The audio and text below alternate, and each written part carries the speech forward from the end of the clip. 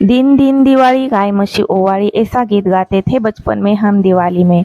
वसु बारस इस उत्सव से दिवाली इस त्योहार की शुरुआत होती है।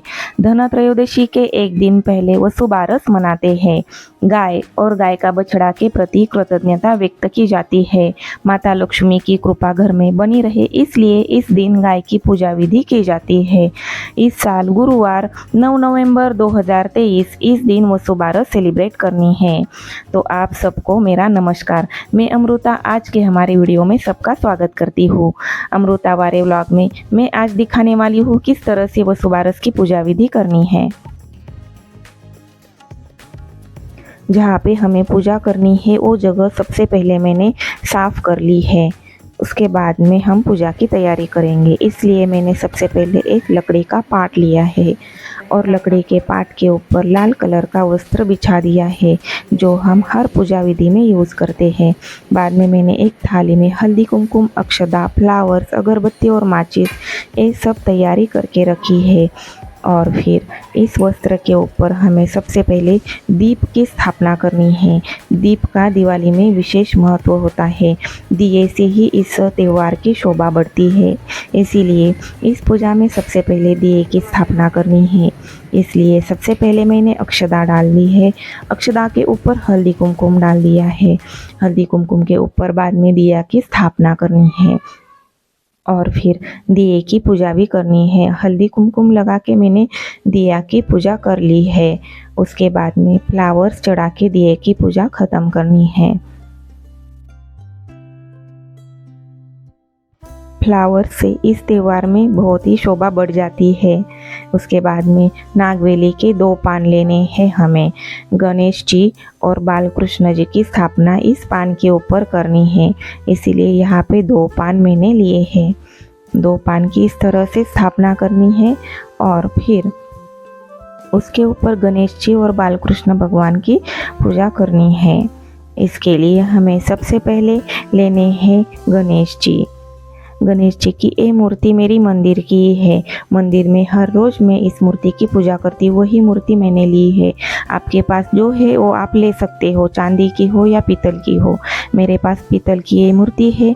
उसको मैंने पंचामृत से स्नान करवाया और फिर जल से स्नान कराया। जल से स्नान करा के फिर एक अच्छे कॉटन के कपड़े से मूर्ति क्लीन कर दी, साफ़ कर दी। फिर नागवेली के पान पे अक्षदा डाल के फिर वहाँ पे गणेश जी की स्थापना की। स्थापना करके हल्दी कुमकुम से पूजा की। उसके बाद में हार पहनाया और फिर लास्ट में लाल कलर का पुष्प चढ़ाया। ठीक वैसे ही कृष्ण भगवान की भी हमें पूजा करनी है।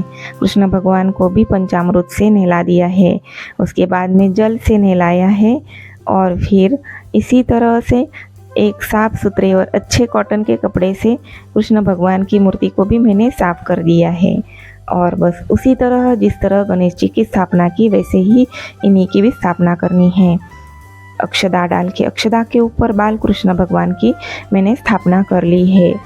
कृष्ण भगवान की पूजा करके फिर पहना दिया हार, बाद में फूल चढ़ा दिए। इसके बाद में लास्ट में हमें ले लेनी है गाय। बछड़ा के साथ गाय हो, इस तरह से ऐसी ही मूर्ति होनी चाहिए। बस अभी गाय और बछड़ा इन दोनों को भी पंचामृत से मैंने स्नान करवाया है।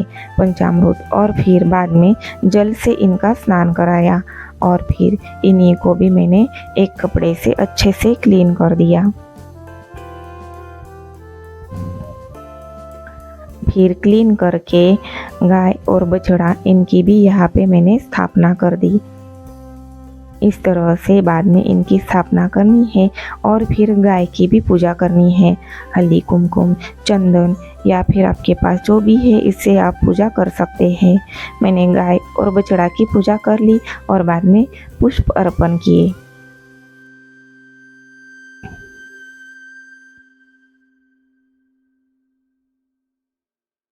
इस तरह से फ्लावर्स वगैरह चढ़ा के सारी पूजा विधि करके फिर मैंने रोटी और गुड़ का नैवेद्य यानी कि भोग चढ़ाया है। गौ पूजा में नैवेद्य होता है रोटी और गुड़, इसी का महत्व होता है। अभी लास्ट में उत्सव है दीप का, तो दीप तो रखने ज़रूरी ही होते हैं, इसीलिए मैंने यहाँ पे 2 दिए लगा दिए हैं। बस इसी तरह करनी होती है गाय की पूजा। हमारे शहर में अभी गाय कहाँ मिलती है, इसीलिए हमें इस तरह की मूर्ति का पूजा करनी होती है। गाय को हरी हरी घास बहुत पसंद है, इसीलिए मैंने यहाँ पे घास भी अर्पण की है। हमारे शहर में कहाँ होती है गाय। अगर गाय आपके पास आजू बाजू में हो तो आप ज़रूर गाय की ही पूजा करना। गाय और बछड़ा की पूजा करने का बहुत ही महत्व होता है इस दिन। और फिर लास्ट में गाय के कान में हमारी इच्छा बोलनी होती है, तो बोलते हैं इस दिन गाय की पूजा करके 5 बार हमारी इच्छा गाय के कान में बोलने से हमारी इच्छा पूर्ण हो जाती है। अगर आपके पास आजू बाजू में कोई भी गाय आपको मिले तो आप अवश्य गाय की ही पूजा करें। और अगर गाय नहीं मिले तो इस तरह से गाय की मूर्ति आप मार्केट में से ला के इनकी भी पूजा कर सकते हो। लास्ट में रंगोली निकाल के मैंने पूजा की समाप्ति कर दी। बाद में अगरबत्ती चढ़ाई, धूप वगैरह आप कर सकते हो। इस तरह से मैंने गाय की पूजा यानी कि वसुबारस की पूजा आज के दिन समाप्त की।